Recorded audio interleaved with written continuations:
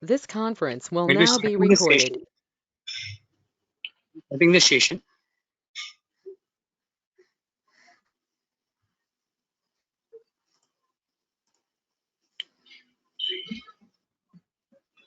I welcome you all to this 80 learning session.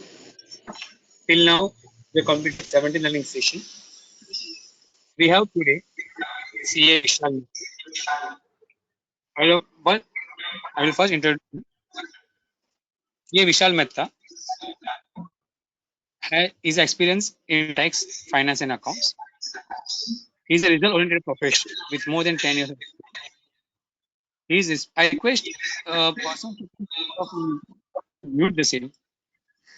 Thank you. Yeah.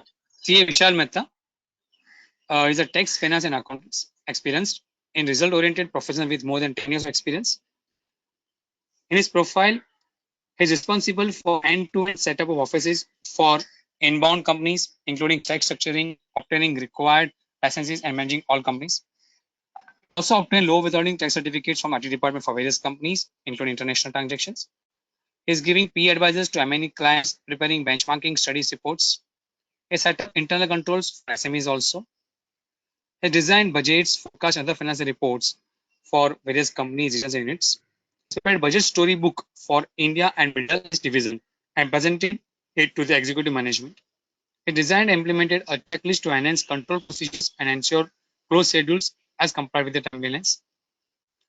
He was an integral part of a special task force responsible for understanding and executing entire financial deal for diversity of company worth 1 billion. And for this, he has received Vice President Award for doing the good work.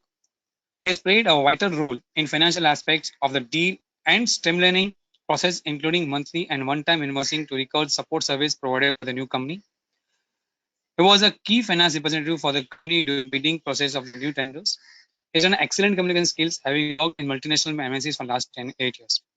With this, we welcome CA Vishal Mehta, and I request Vishal Bhai to take the charge. Thank you.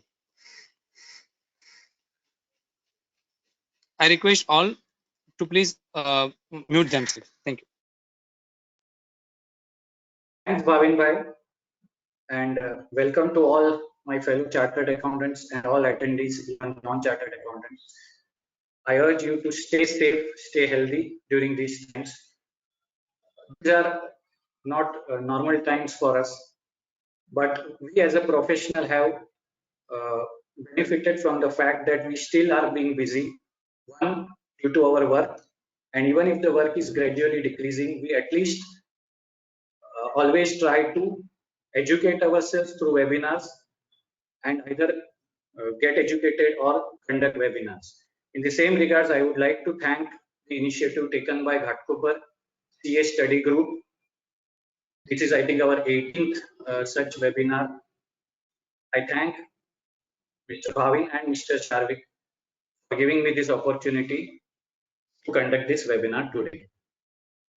With this, let's move on to today's subject. I welcome you all again.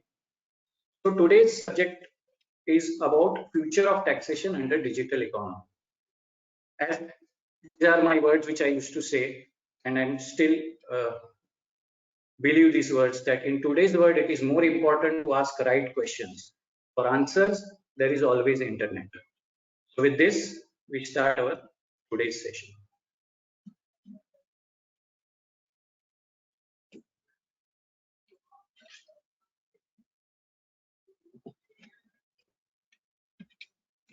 Yeah. So briefly, we will be covering this today. One is the background of digital economy. So I have divided it into part one and part two. So what is digital economy? Background for BEPS Action Plan 1. Effect and challenges of digital economy on international tax. And recommended solution by BEPS Report 1. And then moving on to part 2, which is latest recommendation by OECD through BEPS Report 2. Pending issues on why countries are not reaching at consensus, way forward, and important case laws from India's perspective related to virtual bill. So what is digital economy? Basically, it means connecting people through internet. Now, internet is not something which has emerged recently. It is there with us since last 2 decades, more than 2 decades. But whereas in the initial years we were users of internet to gather knowledge, now internet has emerged in a way that economic activity can be conducted through internet and business can be generated. So the way in which internet can be used has vastly changed from earlier years to now. So which has created term called as IoT, which is Internet of Things, which is a scenario where network connectivity and computing capability extends to objects, sensors, and everyday items to exchange and consume data with minimum human intervention. Now, what we mean by this is that now there are business models being created where what initially required human presence or human intervention is now possible without human intervention. And we have moved at a much advanced stage of AI. So a completely new business models can be created just by use of internet. So now a whole business model can be very less dependent on human and yet make it users worldwide and earn income. So that is what in common language we can understand as digital economy. So before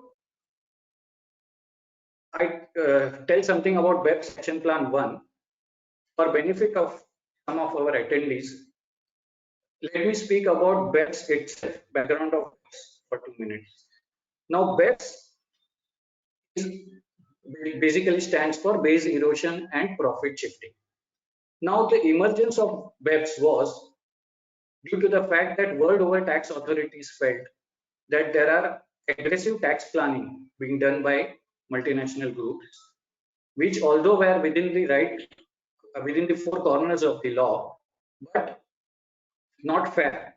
Not fair in the sense that the domestic tax payers felt that they are hard done by because through this aggressive tax planning, the MNCs used to shift their profits to either low tax jurisdiction or sometimes completely remove the base and not pay taxes at the place where real value was being created.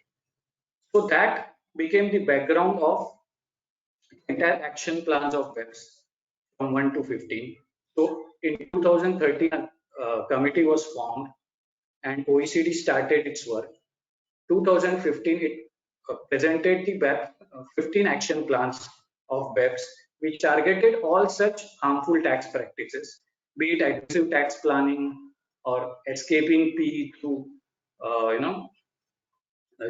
different interpretations. So out of that, the very first action plan was designed to tackle this digital economy. So, as I explained, what is digital economy? Now, what were the difficulties which OECD tried to address by bringing on BEPS Action Plan 1? So, the main difficulty that the digital economy possesses or the international tax rules was that it tried to address the issues of nexus, characterization, and data. So what we mean by nexus? The first issue which was acknowledged by the OECD group and hence it tried to address was the nexus issue. Hello? Sir, you can continue, please. Okay. Yeah, continue. Okay. So the first issue which OECD through its BEPS Action Plan 1 targeted, first of all acknowledged and hence acknowledged that that's an issue to the international community was nexus issue. Now what we mean by nexus? Additionally, if you see P rules, permanent establishment rules, they are also always designed that to bring a distinction between whether the transaction is with the country or in the country. Now the logic behind that is that the moment an enterprise moves from transacting instead of with the country to in the country, it spreads its arms to geographical location of the other country, and hence it can access the means of production as well as sale and bring up the revenue to the source country, and that is the logic of taxing that country to be in line with the domestic tax payers. So that was the logic of traditional PE. Now, with the emergence of digital economy and in the way it emerged over the last few years, OECD acknowledged that through digital means, certain times you can create a sustainable and significant engagement with the market, which in earlier years could happen only via the physical presence through branch office or project office or a subsidiary company. So by acknowledging that nexus is one of the main issue, OECD also tried to then bring out the solution to it. So just a second. Yeah. In a digital age, the allocation of taxing rights and taxable profits can no longer be exclusively circumscribed by reference to physical presence. This is straight out of the OECD commentary. Due to globalization and digitalization of the economy, there are businesses that can develop an active and sustained engagement in market jurisdiction without necessarily investing in local infrastructure locations, which is what OECD acknowledged as against the traditional PE. Now it was possible for an enterprise to take all the benefits of a PE without actually paying any tax for it, because the traditional PE never acknowledged the concept of digital economy. This means that the profits attributable to the physical operations the business undertakes in a jurisdiction may no longer be reflective of its sustained and significant engagement in the market.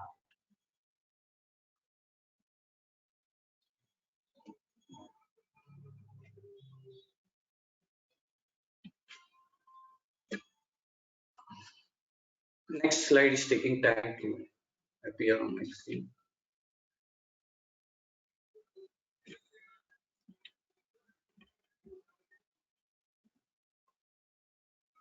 Just a second.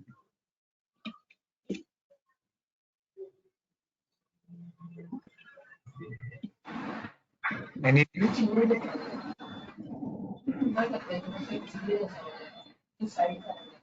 Vishal bhai, any issue? Okay, no, the next slide was not appearing. I hope it is clear now. Okay, you can mute yourself. The other issue thrown up by digital economy was data and characterization. Now, as we know that in transfer pricing, we usually conduct FAR analysis. Out of that, A stands for asset. Now, world over, there was a feeling that data is now becoming an asset, because the way in which data was used was to generate business and not just as a user. So what value to be assigned to data was a question in front of OECD. Next was characterization. Characterization is very important in terms of the rate of taxes. That is because, for example, if a transaction is being treated as FTS or royalty, then it has a fixed rate under treaty. And if it is treated as business transaction, then to tax it, it requires again permanent establishment. So, which again was becoming blurred in the days of digital economy. So these three were the prime challenges thrown by the digital economy in front of the international tax community, and to address that, Action Plan 1 was formed. So BEPS Action Plan 1 recommended the following levies in order to tackle such situations. One is to create new nexus in the form of significant economic presence. Second, a withholding tax on certain type of digital transactions. And third is equalization levy. Now, this was just recommended. It was not a clear-cut plan to globally bring everyone under these options, but this was recommended. And India was one of the very few early countries to adopt this. India, as in general also is very aggressive while taxing. So there was certain criticism for this India's unilateral approach. However, there is a logic to it. By unilateral approach, what we mean is that until the treaties are revised, persons or companies or the countries with whom India has a treaty will always take the benefit of treaty, and there is no meaning of amending our domestic law. However, logic here is that whenever these laws will get accepted globally, our domestic laws has to be first in line with those laws. Otherwise, reverse would happen, and companies would then take use of the domestic laws, as there is an always option given to SEC to take whichever is beneficial to them. So that is why India takes the first approach of being in line with BEPS recommendations, so that at least its domestic laws are kept amended and in line with the recommended approach of OECD. So India has brought in significant economic presence, which is an extension of business connection. Here again, I would like to say is that PE is never defined under Act.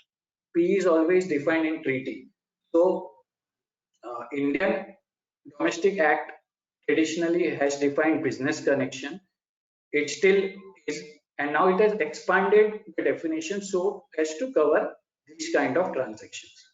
So I hope we have all know what significant economic presence, I mean, how the Act has specified it, so I'm not reading it out again.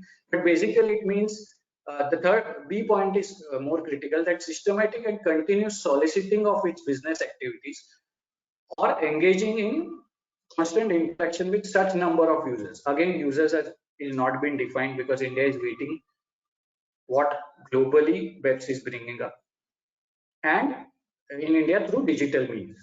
So whenever there is a global consensus, SEP will allow India to then tax those companies through the expanded form of business connection.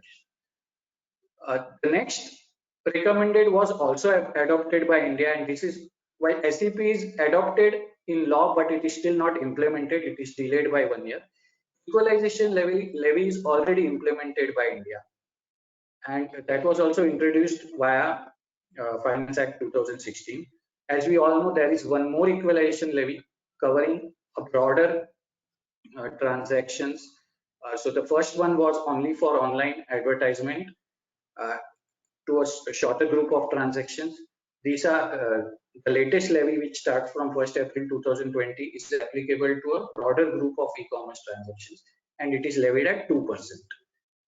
So both were straight away adopted by India, with SEP still being delayed till 2022 and equalization levy already implemented. Now, issues with unilateral approach. For SEP, already mentioned that if there is a treaty, then obviously companies are going to take treaty benefits, because treaties language is not amended in line with SEP. It will be amended only when consensus is reached, and hence for the treaty countries, unilateral approach is not going to give India much of a revenue. However, there may be case for non-treaty countries that India might be able to generate revenue only when it is implemented. For that, certain terms need to be clearly defined, plus rules have to be laid down for attribution of profits, which it would do while implementing, obviously. Next is issues with equalization levy. Now, there is a constitutional validity issue also with equalization levy. I'm not getting much deeper into it, but an overview that there are two places where it can have constitutional validity. One is because it is taxed at gross level and it is kept outside of Indian income tax. It takes the nature of service tax. It also derives its constitutional validity from entry 97, from where we are already taxing the OIDR type of activities. So on the same income, India is taxing twice. And if it says that it is not the same income, then the second issue we have is that we have purposely kept it outside of Indian Income Tax Act. Although the target is to tax income, then the question is why we have kept outside of the Indian Income Tax Act. If the purpose is just so that people cannot take benefit of treaty, that also has a constitutional issue in terms of are we really defeating the purpose of treaty, or are we dodging the treaty? So this is what we were till now. Now this brings us to the part 2, the latest OECD recommendation, so Pillar 1 and Pillar 2 approach. While the first was to acknowledge the fact that digital economy does throws up some issue, the latest BEPS report 2 now moves ahead and tries to create a formulatic approach to give value to the jurisdiction where value is created and derive some formula which can be accepted globally on how to tax such profits. So this again is not yet reached the consensus. The target was 2020. I'm sure it will get delayed because of the situation which we are in, COVID-19. The initial target is by the year end 2020 to reach consensus. What we are here to study right now is what is OECD recommended to Pillar 1 and Pillar 2 approach. Now, Pillar 1 and Pillar 2 approach basically tries to first acknowledge the fact that there can be a nexus without physical presence. And if there is a nexus, then they have formulated an approach on how to tax, how to give rights to that country where a nexus is created. Pillar 1 focusing on the allocation of taxing rights and to undertake a coherent and concurrent review of profit allocation and nexus rules, and Pillar 2 focusing on ensuring a minimum level of taxation.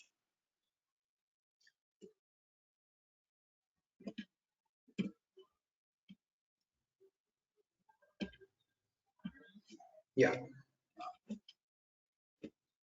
So here they have brought three taxing amounts, basically amount A, amount B, and amount C. Through an illustration, it would further get clear, which is in my next slide.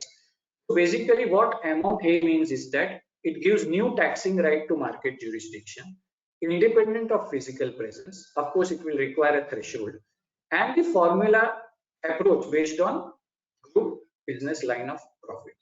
No links to ALP. ALP will stay as it is, arm's length price, and this will be over and above ALP. Amount BLC is basically not a new taxing right, it is just a modified operation of the existing ALP, but to reduce the disputes. So this diagrammatically represents what is amount A. There is also stepwise slide which I could have put, but I can explain it right now. What this means is that first step 1 is to find out the global profits, and the recommended approach is through the filed financial statements. Separate routine profit out of those. That becomes our step 2. And step 3 is then non-routine profit. So the difference between non-routine and routine, which is the above normal profit, that part of profit is then allocated to market jurisdiction based on some allocation fees, which are again yet to be defined. So that is the pending one. So what it basically means is that, say for example, a company has a presence in another country through a subsidiary, and subsidiary or a, let's say, a PE, because subsidiary in all scenarios is not a PE, and it performs marketing and distribution activities.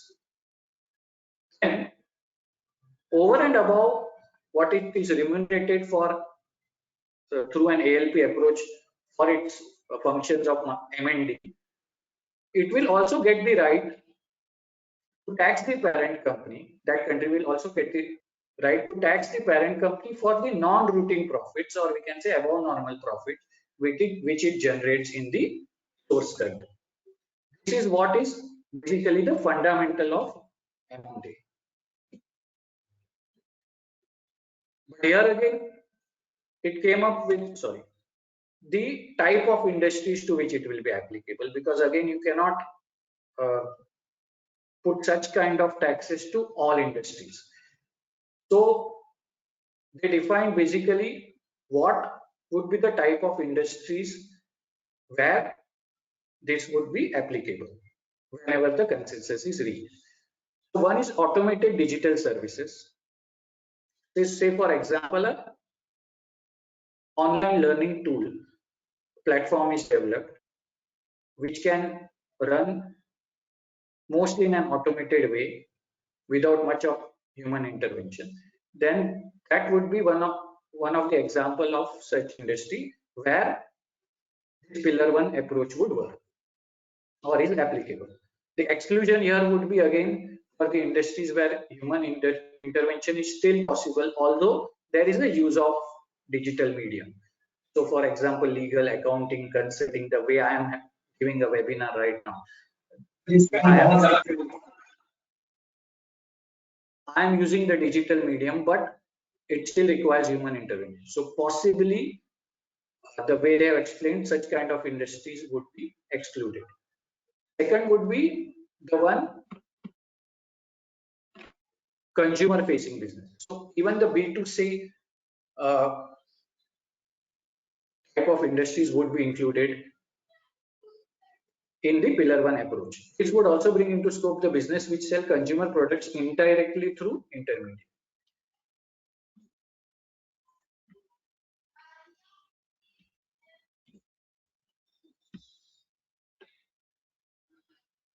Just waiting for the next here. So now the next is rules. So when will that pillar 1 approach get triggered? For MNEs in scope, a new nexus rule will be created based on indicators, again not yet defined. The revenue threshold being the primary evidence of significant and sustained engagement. So what will trigger the fact that this rule has to be applied? What OECD has recommended, mostly it would be the size of the revenue. The number is not yet finalized. And it could be number of users as well. Automated digitalized business in scope, the revenue threshold will be the only test required to create nexus. Other in scope activities, nexus will have to additionally go through certain other tests in order to have such rules applicable on them. The logic is that automated digitalized business is fully digital, and hence the revenue should be the only threshold to apply such kind of criteria to give the rights to source country to tax profit. Whereas the other type of industry is given one more scope to get out of this nexus until it satisfies few other criteria. This flowchart basically explains when the amount A gets triggered. So the turnover is of course the first criteria, turnover test. Again, as I said, the amount is not specified, hence I have mentioned it as Euro X.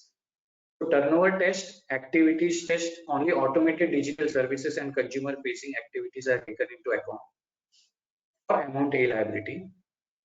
Bare minimum test, which tests the in scope revenue. Again, business might have different segments of revenue.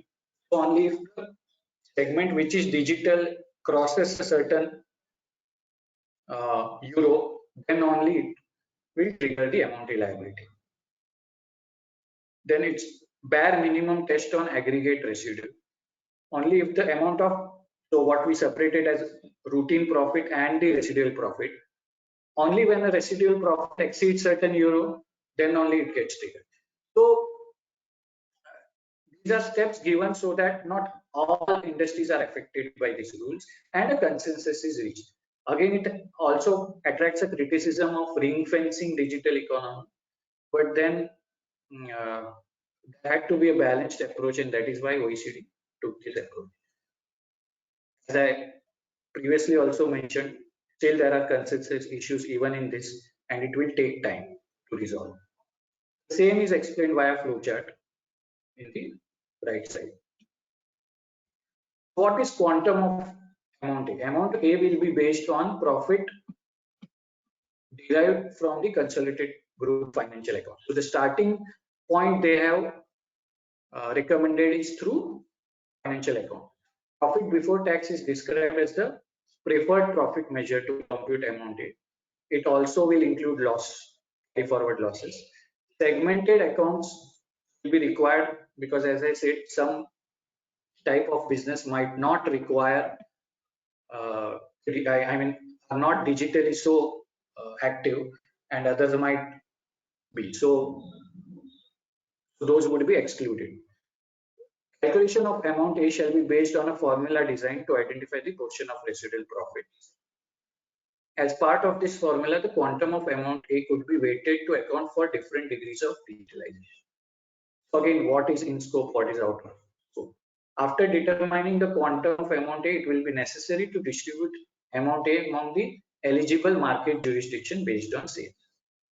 So this would only be for the non-routine profits. The non-routine profits again will be allocated based on the sales. Since the allocation key would be based on sales of a type that generate nexus, specific revenue sourcing rules will need to be developed. So there is still a lot of work pending, but this is the framework on which the amount A will work.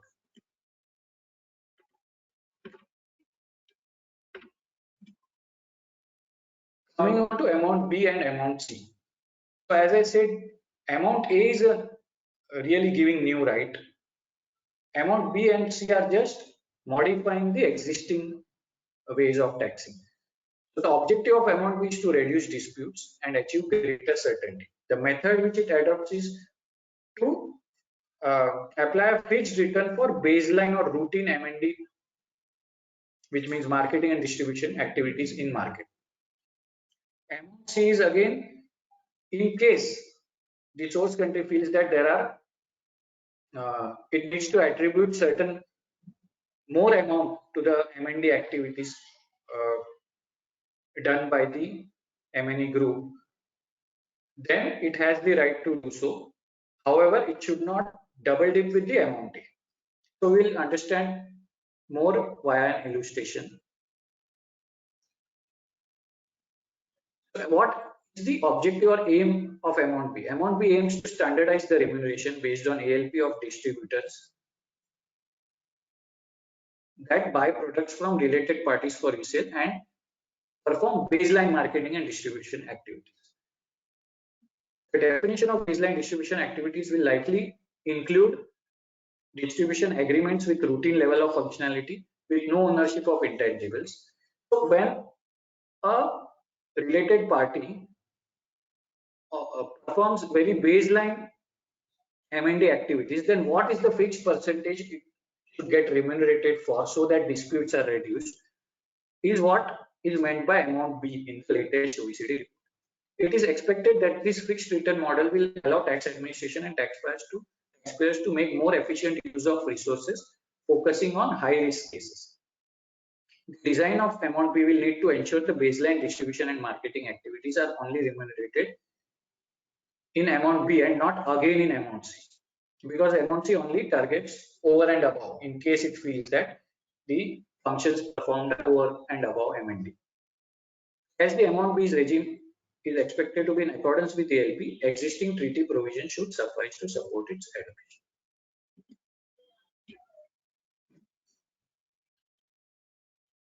One question which comes to everyone's mind with this is, of course, whether double counting of ABNC is possible, and OECD has also thrown some light on it. Because the amount is designed to remunerate market jurisdiction with portion of residual profit, it has nothing to do with the ALP which is determined for the activity which is done already by the company.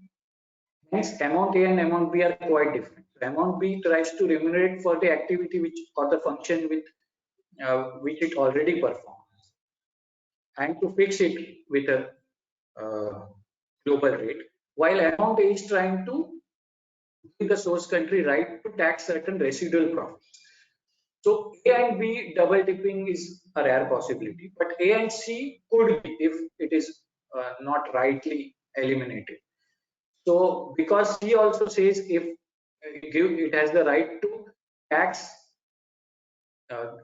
the portion over and above the marketing and distribution functions, and A also to a certain extent has the same right, but in a different way. So there has to be taken care that C and A are not double dip. What is taxed under A should not again be taxed under C. Framework of amount A. Any dispute between two jurisdictions over amount A will likely affect the taxation of amount A in multiple jurisdictions. It would be impractical to allow all affected tax administrations to assess and audit an M&E's calculation and allocation of amount A. So what it basically tries to do is that resolve differences under the existing bilateral system and form a unified approach. So to avoid, just a second, to avoid such an outcome, the new approach would be supported by clear, administrable and binding process for early dispute prevention. It is agreed to explore an innovative approach under which tax administration of inclusive framework would provide early tax certainty for amount A. The design of the process would also address the challenge of delivering binding agreements by all tax administrators. This is just a framework in which it will be adopted. Framework of amount B and C is the core of the work on tax certainty and dispute prevention and resolution for amount B will be to limit disputes by using fixed rate of return. So, of course, SSE can report higher, but it cannot go below the fixed rate of return, and hence the disputes will be reduced. The design of amount B will remunerate the market jurisdiction for routine baseline marketing and distribution activities. So it will operate like a safe harbor rule. Thus, disputes with respect to amount B would be limited by the provision of clear and detailed guidance on scope of amount. Enhancing MAP would be an important aspect to work towards tax certainty. This is just taken out of the OECD report of what the Pillar 1 would achieve. So basically it tries to say that most economies would experience a small tax revenue gain if and when they adopt Pillar 1, and the developing or the low and middle economies would gain more in compared to advanced economies. In fact, that is the objective of the BEPS action plan, that profit shifting has to reduce.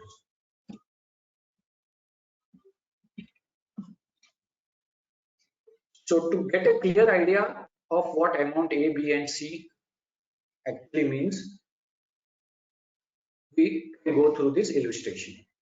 So the facts of the case are that, say there is a parent company P which has a group X who provides streaming services with no other business. Just to avoid confusion whether there is any other line of business, simplify it, it's just one line of business, that is streaming services.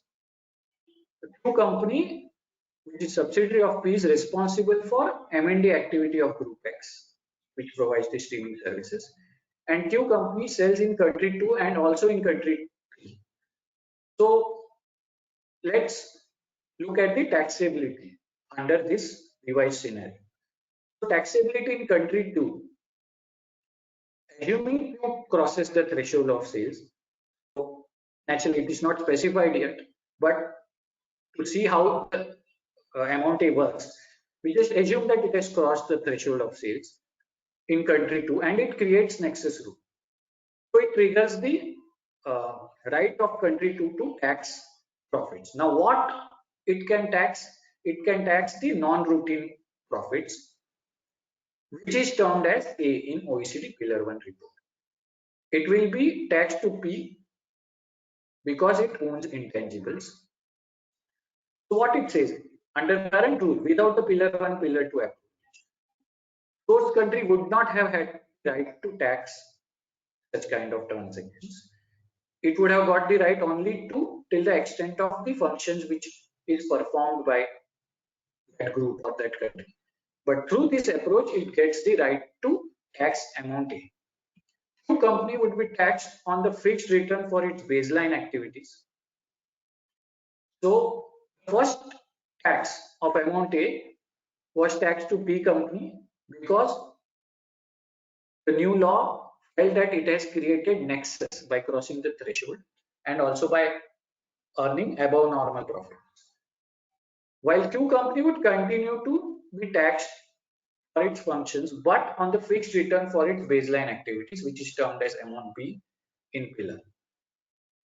Q company may also be taxed for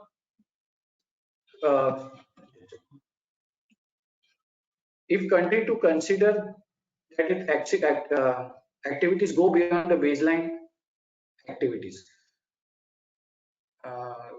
Okay, this is amount C. So if the source country or the country 2, which is Q company's country, feels that it has crossed the baseline activities, then the amount C is triggered and it can also tax those transactions. However, for this country 2 must place robust methods to ensure prevention of double taxation with amount A. Taxability in country 3. Of course, A, B and C is out of question. A can be triggered again because of the nexus rule. So going back to illustration, it also has, look at the fourth point in the facts of the case, which says that Q company sells in country 2 and also in country 3. Does country 3 also get right without any physical presence? Yes, in case it crosses the threshold. And the same way amount A will be calculated as we saw in the previous slide. Now coming on to pillar 2. So pillar 2 is more broader in terms of it not only targets the digital economy, but it is trying to reduce the litigations by bringing up a minimum rate of tax which will be applicable once the consensus is reached, and if corporate are paying taxes below that limit, then to top it up and bring it to that rate so that there is no loss of revenue to any jurisdiction. Here we will read income inclusion rule first. I have not placed it in the right order because switchover rule also has mention of income inclusion rule. So let's read income inclusion rule first. It tries to impose current taxation on the income of a foreign controlled entity or foreign branch if that income was subject to an effective tax rate that is below a certain minimum. Example, it would protect the tax base where one entity in the group gives profits to entities that are taxed at an effective rate of tax below the minimum rate. So, as I mentioned in the previous slide, it tries to top it up to bring it to the minimum rate. Now, let's read switchover. It is a mechanism designed to ensure that the income inclusion rule applies to foreign branches exempt under double tax treaties. It would only apply where countries have committed to use the exemption method in tax treaties. So for clarification, there are certain countries which adopt exemption method and certain countries, most of the countries adopt the deduction method.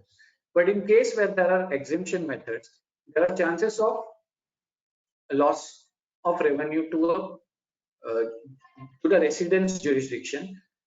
But by triggering switchover rule, what it will do is that it will cut off the benefit of exemption for income of a branch and it will replace it with the credit method so that there is no loss of revenue. Undertaxed payment rule would operate by way of denial of a deduction or imposition of taxation for intergroup payments if that payment was not subject to tax. So if the payment is subject to tax at the minimum rate or above that minimum rate, then it would allow that deduction, or it will not allow that deduction. Subject to tax rule in a way mentions the same thing, but here it tries to tax at source. So it works by subjecting a payment to withholding or other tax at source and denying treaty benefits on items of income where payment was not subject to minimum. So here it tries to tax those type of transaction at source itself, if those are not taxed at minimum rate. And in the previous case, it disallows the deduction because it was not taxed at minimum rate. Again, the revenue effect of Pillar 2, in case it is adopted, it will be higher than the Pillar 1 because it's relatively simpler to adopt once it is adopted. However, there are still issues in this also which needs a lot of attention as well as the clarifications from the point of view of OECD in order to better understand. So what basically I've gathered from whatever I have read till now, that why there is issue in arriving at consensus. So some countries believe that previously agreed BEPS solutions were enough to address challenges of digitalization, and this type of Pillar and Pillar 2 approach further complicates it. Other countries want to put focus on where value is created. Still other want to change the balance. While they agree with the approach, but they want to change the balance of source versus revenue taxation, focusing on where value is created. India is amongst one of those countries. That is why I mentioned India's position below. So one of the officials remark is what I have put is that the proposed OECD formulation will mean India getting little revenue despite the large digital and business presence of companies. This is because only residual profit will be apportioned. So India also wants to target the entire profit, saying that why only residual profit should be targeted when the entire value or the users are based out of India. The government is of the view that multinational companies derive large revenues from countries such as India via their digital presence without having a physical one, and has questioned the distinction between routine profit and non-routine profit. For example, a cab aggregator has core technology in one country, software in another, but makes money in India. So what Indian government feels by saying makes money in India is that because its user base is completely in India, hence India should get more right to tax than just the residual profit. These are the timelines. As I said, it can further extend because of COVID-19 situation. But we should reach some sort of consensus. Of course, there would be again recommendations asked and study notes given, recommendation asked, and then there would be one more report from OECD with the latest framework.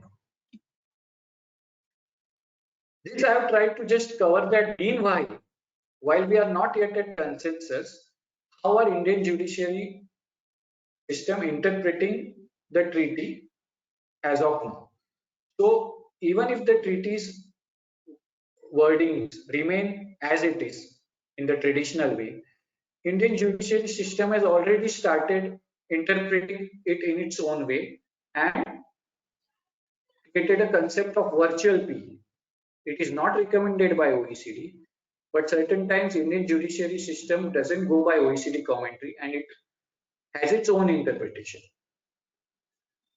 So there were a couple of case laws, which is in my next slide, which has a ruling of virtual PE. It can be challenged in higher court of law, but as of now it stands. The concept of virtual PE was first discussed around the year 2000 when e-commerce was on rise. However, business models and technologies have evolved since then, and those changes have exacerbated the existing problems in current PE definition. Over the last decade, global response to base erosion has varied greatly from highly targeted measures such as transfer pricing, general anti-avoidance rule, to more general measures involving tax-based expansion such as introduction of equalization. In absence of amendment to include virtual PE within the scope of PE internationally, the mere existence of a website does not constitute a PE. This is what OECD has recommended. But Indian tax authorities have adopted a unilateral approach to virtual PEs. So they interpret it out of the existing treaty, but interpret in their own way. So, couple of case laws which I have listed where such interpretation was made was in case of Galileo International and Amadeus Global Travel, where Deputy CIT concluded that non-resident companies providing computerized reservation system, providing real-time access to airline fares and enabling books are liable to be taxed in India to the extent of booking fees received from Indian residents. Now, this is a very aggressive interpretation, just based out of the user base created in India. More recently, the Bangalore Tribunal held that in order to determine whether a service fee under the UE India tax treaty has been established, it is not important to determine number of days. Now, traditionally, service fee is triggered when a number of days is crossed by the employee. But here, it states that it is not important to determine the number of days the employees of non-resident company have been in India, but rather the number of days it has been providing services in India on a continuous basis. Logic adopted by the tribunal was that in current scenario, what and the model of business in which it operates, it could provide the same services digitally, and hence the presence of employees is not required. So the same trigger of number of days has to be counted not by a physical presence but digital presence. This also is a very aggressive approach. It can be challenged, but what it shows us is that now courts have already started interpreting and going into substance rather than form, and targeting even such transactions where the consensus is still not reached and the treaties are still not amended, and still there have been rulings against the SSE in favor of revenue. Last slide just mentions where we are in terms of MLI. So India had adopted MLI in 2017 with, of course, the ratification needs to be done from OECD side for it to get implemented. So in the digital context, these are understood. So let me read out. India adopted the MLI in 2017 as a consequence of which amendments to India's existing DTA network with respect to the expansion of definition of peace are expected to come into force in near future. For that, India also amended its domestic laws to define, to expand the scope of business connection, to harmonize it with prospective changes to existing DTAs due to MLI, and include situation where a person plays principal role in conclusion of contracts in India. This is touching a separate part of the article wherein it touches the agency PE concept, where India has amended the definition to bring it in line to the global or to the BEPS action plan related to the agency. It is also important to note that despite the widening of the definition of P under the MLI and business connection under domestic laws, without change in attribution rules globally, it should not result in any significant income being taxed in India. So meanwhile, we have adopted equalization levy. People have started adopting GST, digital service tax, which is basically indirect tax, so that until the time consensus is reached, people don't want to, countries don't want to lose out on the revenue. So the approach where they can straight away target revenue from such MNCs is equalization levy, digital service tax, And because it is taxed on gross basis, considerable amount of revenue can be earned. But the downside to it is that the economics of the uh, transaction might get disturbed, and people and the corporations might lose any incentive to come to a particular place, for example, India or whoever is taxing. So the balance is very important while trying to tax these transactions. From moving to non-taxation, we should not again move to double taxation. With this, I conclude my webinar, and thanks for your patient hearing. And I'm now available for any queries. Thank you, Vishal Bhai. If any participants have any queries, you can ask right now. Just one, it has to be in relation with today's webinar. Yeah.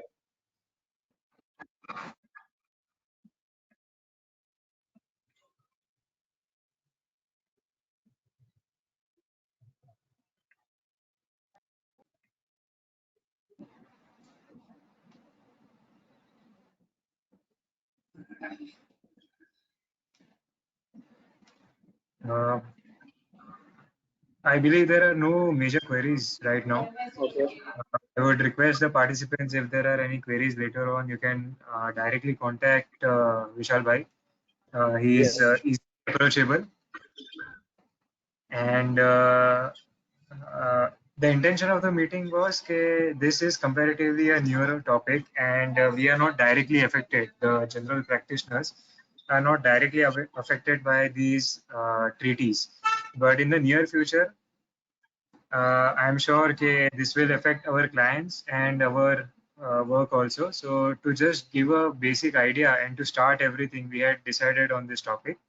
And I would like to thank Vishal Bhai that he has given his full knowledge in preparing all the presentations, and it was a very detailed presentation. And once again, thank you on behalf of the members to CA Vishal Mehta for taking up this topic. I would also thank all the participants in your patient hearing. And just a small announcement, our next session will be on